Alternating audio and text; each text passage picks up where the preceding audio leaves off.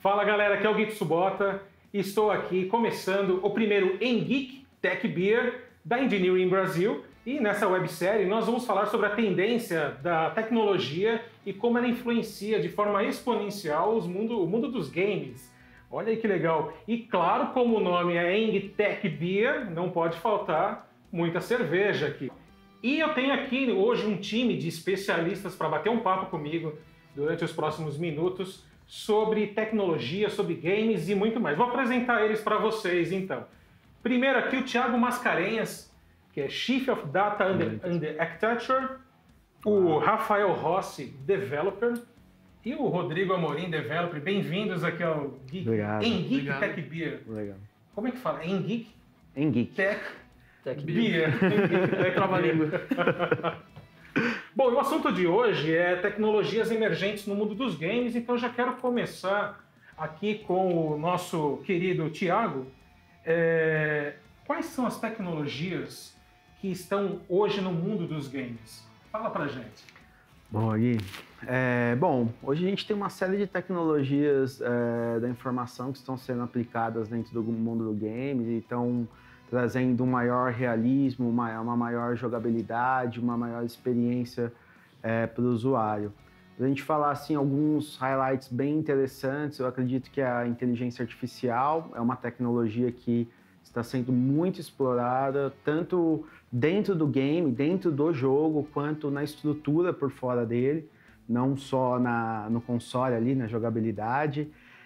Acho que AR, a realidade aumentada e realidade virtual são promessas que estão se aplicando, elas existem há muito tempo, mas hoje elas começam a ganhar uma maior adesão no mundo dos games.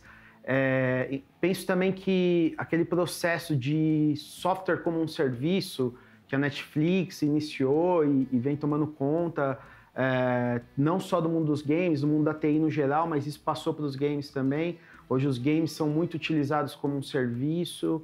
E por fim, eu acho que a internet das coisas e o 5G vai trazer também esse game para a ponta, né? Para a computação de ponta. E aí você tem uma maior junção de todas essas tecnologias. Serviços, inteligência artificial, AR, alto poder de computação, clusterização na ponta para o usuário final. O Rafael, ele falou de realidade aumentada. E tem um filme do Tom Cruise, que é o Minority Report, que tem realidade aumentada em todos os cantos. Ele vai andando e vai aparecendo propagandas. Para um developer é muito difícil fazer isso?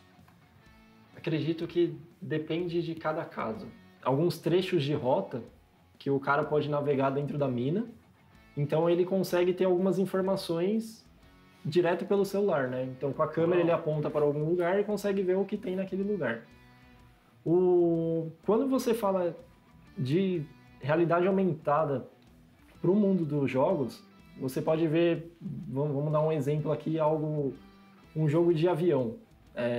Quando você está jogando alguma coisa de avião, se você tiver uma realidade aumentada, você consegue ver bem mais coisas, bem mais detalhes sobre até o míssil que você vai lançar, o inimigo que está passando. Então eu acho que tem essa tendência a melhorar muito mais essas coisas, porque aí você consegue trazer um pouco mais a tecnologia para a humanidade, né? Pro pessoal. Poxa, muito legal. Qual outra tecnologia emergente vocês imaginam que influencia muito do mundo dos games? Talvez tecnologia em nuvem? Dá um exemplo legal aí de cloud computing que possa interagir muito forte em jogos de grande sucesso como Free Fire, League of Legends e outros que existem por aí. Tem o próprio streaming de jogos, né? Exato. A própria NVIDIA, ela já tem um aplicativo que ele faz o quê? Eles têm um parque enorme de servidores, que nos servidores dele eles têm GPUs, que são as placas gráficas. Então, quando você joga algum jogo pela NVIDIA, você tem a possibilidade de jogar via servidor. Então é como se você estivesse assistindo um vídeo no YouTube, só que o controle que está ligado no seu computador, está mandando as informações da máquina local para a rede, que cai no servidor, e o servidor executa as ações. Então, para quem não tem uma máquina poderosa, consegue jogar algum jogo maior assim, a única coisa que ela tem que ter é uma rede. Então, se ela tiver alguma rede, que no caso o 5G está chegando, para alavancar essa parte de conexão, o cara consegue jogar perfeitamente na casa dele, consegue jogar na rua, via streaming. Um jogo que só poderia ser rodado numa máquina pessoal gigantesca, assim, com uma boa placa de vídeo. A Microsoft, se não me engano, lançou recentemente, poucos meses, um serviço do Xbox Cloud para jogar no celular, inclusive. Isso, exatamente. Você trazer esse processamento para a nuvem tira a necessidade, como o Rafa falou, de você ter um console potente lá na ponta. Então, isso muda o mundo de TI, isso muda o mundo empresarial como um todo. A gente tinha uma série de estudos, de trabalho, de estratégia, de planejamento, para eu poder provisionar uma infraestrutura física dentro da empresa, ar-condicionado, local, amortização de bens, de ativos. Ou seja, eu tinha todo um trabalho para ter isso dentro das companhias, e a Cloud conseguiu tirar isso e até valorar a TI melhor. Eu consigo dizer, olha, aquela área gasta tanto, aquela outra área gasta tanto, aquele sistema possui X conteúdos de informação. Nos games aconteceu a mesma coisa. Eu não preciso mais. Você citou o Free Fire, por exemplo, a gente podia falar de outros games massivos, aquele outro concorrente do Free Fire, Fortnite. São sucessos, explosões assim, e as pessoas jogam pelo celular, jogam pelo Xbox, jogam pelo PlayStation, jogam pelo computador. Eu não preciso mais ter um console único de uma empresa, eu não preciso mais ter um computador específico de uma outra empresa, eu só preciso, como o Rafa citou muito bem, conectividade. Se eu tiver conectividade, eu jogo qualquer jogo. Bom, vocês falaram já de 5G, que já é uma realidade em algumas partes do mundo, está chegando aqui no Brasil. Cloud computing. E eu lembro que há muitos anos uma empresa tentou fazer um projeto de jogar em nuvem que não deu certo, que o videogame chamava Zibo. Não sei se algum de vocês conhece o Zibo. Foi muito à frente do tempo. Então hoje as tecnologias que vocês trabalham já tornam, se o Zibo nascesse hoje, ou uma outra empresa nascer hoje, já está totalmente possível então entrar no mundo dos games. Total. Eu acho que, como você falou, foi muito visionário. Faltou segurar um pouco. O timing. Porque as tecnologias não estavam habilitadas, né? Hoje a gente falou do 5G por quê? Porque você ainda tem um delay. Então, vamos supor que os gamers profissionais, além de banda enorme, eles até o delay do mouse e do teclado influencia. Então, esse delay precisa diminuir. Esse delay precisa, para que a experiência seja real. E se a gente está falando de AR, de coisas ainda que precisam de ainda mais conectividade, ainda mais banda, né? A gente ainda vai demorar um tempinho para ele chegar lá. A computação de edge permite tirar esse delay um pouco. Então, se eu tiver servidores localizados na minha rua, por exemplo, aqui nessa região, e eu tenho uma antena 5G que me conecta com ele direto, aí eu vou poder literalmente jogar em real time. E aí as coisas vão ser ainda mais precisas, né? Ainda mais rápidas, sem esse delay como um todo. E também a computação, o poder computacional, né? O poder computacional da nuvem hoje, eles falam que é infinito, né? Que não há limite. Eu posso escalar sem fim. Então, isso a gente tinha limitação de hardware antes também. Então, o software tinha que acompanhar a limitação daquele hardware específico. Hoje não. Se eu rodo na nuvem, eu não preciso deixar todo mundo com o mesmo hardware. O hardware está adequado lá em cima, eu só tenho essa conexão. Exato. Agora, num campeonato, por exemplo, de League of Legends, nós temos ali dezenas, centenas de pessoas jogando simultaneamente. Que tamanho tem que ser esse centro de computação na nuvem para aguentar e pensando já nessa questão do 5G, da pessoa jogando ali via rede, tem que ser um supercomputador gigantesco, do tamanho de um prédio ou não? A tecnologia já mudou muito hoje em dia? Na verdade, eu acredito que o servidor ele já não é mais... Eu tenho um servidor do tamanho dessa sala, então ele é muito potente. Porque hoje você pode muito bem rodar um monte de sistema em microcomputadores pequenininhos que estão na nuvem. Então ele faz toda a parte de balanceamento, que aí você não precisa se preocupar, falar, eu preciso de uma máquina gigantesca para rodar praticamente tudo. Então eu posso quebrar tudo que entra no caso de microserviço, entra na parte de cada server de um jogo, ele está localizado em algum lugar. Então eu não preciso ter um server gigantesco que vai segurar todos os jogos. Eu posso ter cada servidor em um lugar, que aí eu consigo. E uma coisa que ele citou muito importante é como a programação está se dando hoje, né?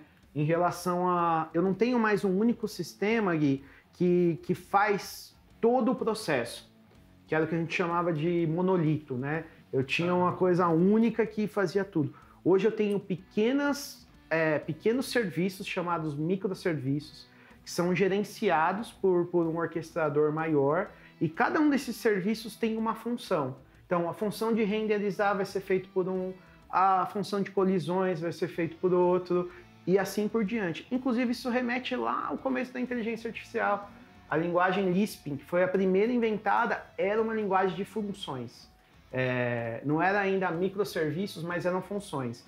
Pequenas funções fazem pequenas coisas, né? Sistemas especialistas que podem realizar pequenas coisas com uma eficiência muito maior. Então, assim, se eu tenho tudo isso em microserviços, inclusive é uma coisa que a gente trabalha muito, né, galera? Hoje em dia em programação, tudo se fala em microserviços, em gerenciamento de APIs. Se eu tenho tudo isso em microserviços, eu posso escalar para coisas distribuídas e mais perto de você, como eles comentaram, não lá nos Estados Unidos, o único da Epic Games, mas um aqui já em São Paulo, que chega perto, o delay é menor. É quase que um formigueiro. É quase que um formigueiro. Cada formiga fazendo sua função. Quem seria a rainha nesse mundo da tecnologia, então? Porque a rainha comanda todas as formigas e o que cada formiga faz. No mundo aí da tecnologia, né, da cloud computing, desse centro que você falou que agora é meio que distribuído, quem seria a rainha e o que ela faz ali de fato? Olha, eu acredito que depois que eu já tenho isso distribuído, isso em microserviços, a grande dificuldade é como eu orquestro tudo isso de uma maneira que seja o mais real possível. Como que eu consigo tornar a jogabilidade cada vez mais próxima ao nosso mundo real. Eu acho que a grande rainha disso, quem consegue fazer isso e está conseguindo fazer cada vez mais, é de fato a inteligência artificial. A gente tem como hoje, Gui, ter jogos que podem ter finais diferentes. Eu não preciso mais ter aquele caminho único, linear, que me joga para um final exclusivo. E isso é importante, que eu tenha um sistema inteligente por trás que consiga detectar qual é a melhor personalidade, qual é a melhor forma como a inteligência interage com esse jogador. Então, por isso que eu acho que a rainha é a inteligência artificial, porque sem ela, os jogos iam se tornar apenas consequências previsíveis das nossas ações. Uma coisa mais linear, né? Uma coisa linear. A gente ia ter aquele linear, e depois que eu aprendesse o caminho neural, digamos assim, daquele jogo, nunca mais eu errava, nunca mais eu perdia, nunca mais... O jogo eu não tinha mais desafios. Hoje eu posso ter desafios sem fim. Cada vez que eu jogo, é um novo desafio a ser proposto, porque essa rainha que orquestra tudo está aprendendo o meu comportamento e vai entregar a melhor experiência possível. Eu lembro que os jogos antigos, falando um pouco aí de nostalgia, anos 80, 90, vocês estavam ainda pensando em nascer, a gente jogava os jogos de Nintendo, Super Nintendo, Master System, Mega Drive, e você decorava, inclusive, onde aparecia o personagem na tela. Uhum.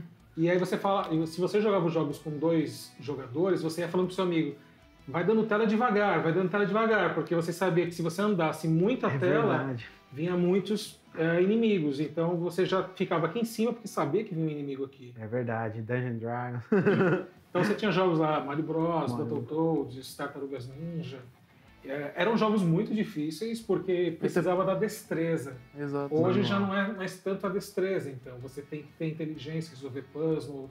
Exato. E aí eu faço uma pergunta para vocês aí, ainda estou pensando no formigueiro aqui, né? Tem muitos caminhos no formigueiro. Foi lançado um jogo aí recentemente que é o Resident Evil Village. E eu sei que em torno de 13 a 15 horas você termina o jogo normal. Só que se eu for um cara explorador, a inteligência artificial do jogo ela vai me dar muito jogo divertido por muito mais horas? Vai ser divertido ou vai ser só enrolação? Sim. O Resident Evil Village ele foi muito bem pensado. Se você for explorar cada canto do mapa, você vai ter coisa, vai achar inimigo novo. Então, eu acho que é mais nesse sentido que você quer dizer, né? Tem como você rushar. Você sai correndo, vai e termina, mas se você pega os itens certinho, vai examinar os lugares, aparece inimigo novo, aparece item de caça novo. Ele foi bem pensado assim. Eu não diria que é uma inteligência artificial, porque isso pode ser scriptado, saca? Eu derrotar tal chefe, triga um observer lá que vai spawnar alguma coisa, mas engana bastante, assim.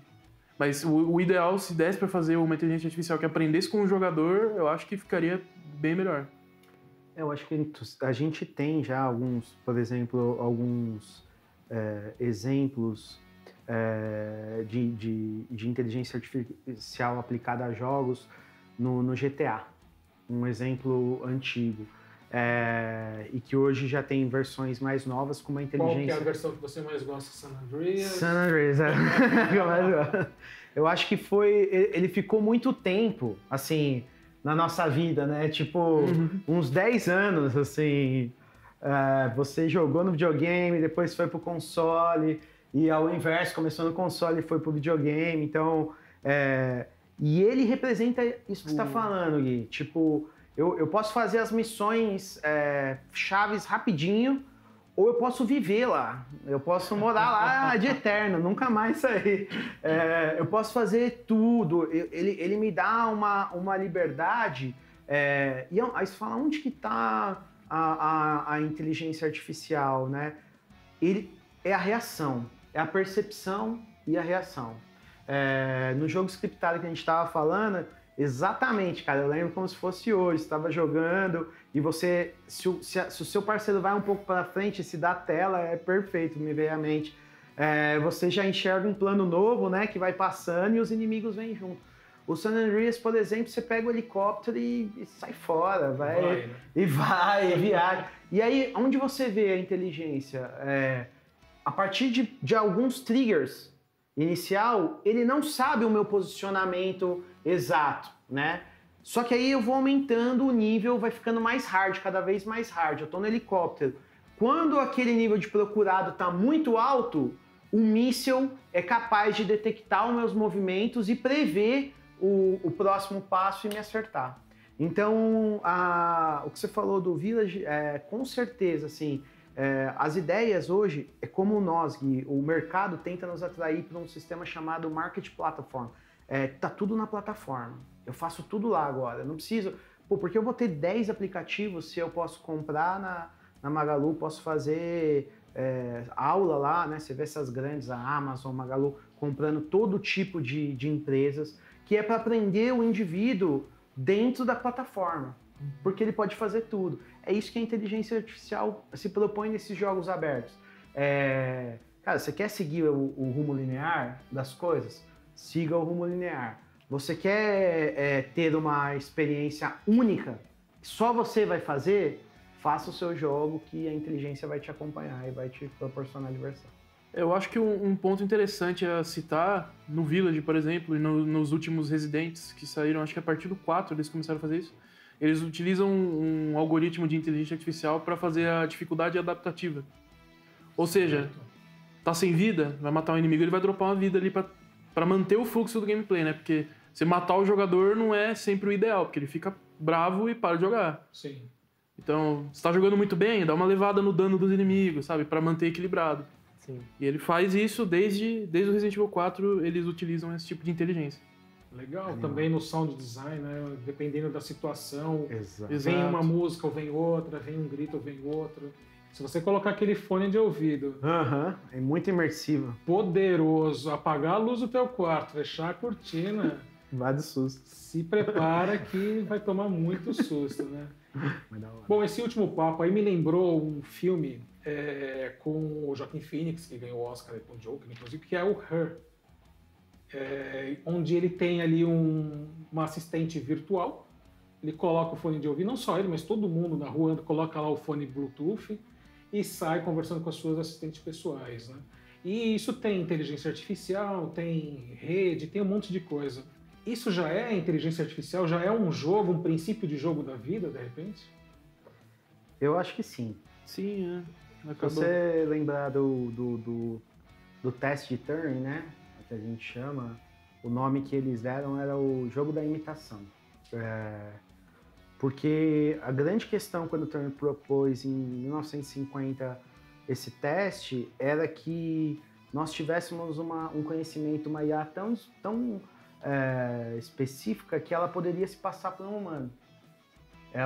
Que se eu tivesse... Você não perceberia que ele é um computador. Exatamente, um assistente virtual pessoal.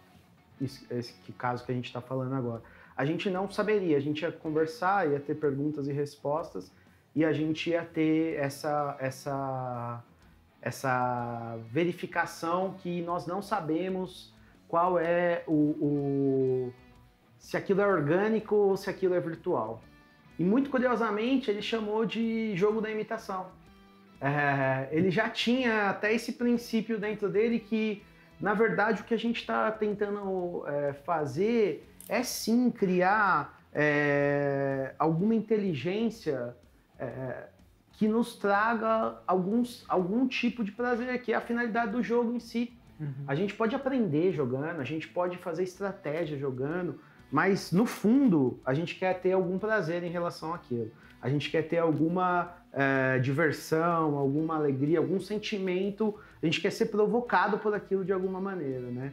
E eu acho que isso que você falou, Gui, é exatamente o que a IA generalista, o sonho da IA é ser uma interface quase que humana. E eu acho que sim, que isso é um jogo. Eu acho que isso é um jogo que a gente está travando com nós mesmos, com o nosso conhecimento. Até quanto a gente pode criar, até quanto a gente pode desenvolver algo que imite a nossa própria realidade, né? Eu acho que isso é um jogo, sim. Uau, muito bom. Meninos, quero agradecer a participação de vocês aqui no primeiro Tech Beer. Foi muito legal, obrigado. Foram exemplos fantásticos. Gostei muito do Pikachu. Saúde. Sucesso. Valeu, obrigado. Bom, e o primeiro Geek Tech Beer fica por aqui. Quero agradecer aos nossos convidados, ao pessoal da técnica e principalmente para você que está aí do outro lado, acompanhou esse papo, espero que tenha gostado. E vou pedir uma última coisinha. Tem em algum canto aqui da tela, tem um QR Code para você responder a pesquisa de satisfação. Responde lá para a gente, para sempre evoluirmos aqui o Geek Tech Beer. Participe do nosso grupo no Telegram também, que é o Engineering Brasil. Valeu, até o próximo!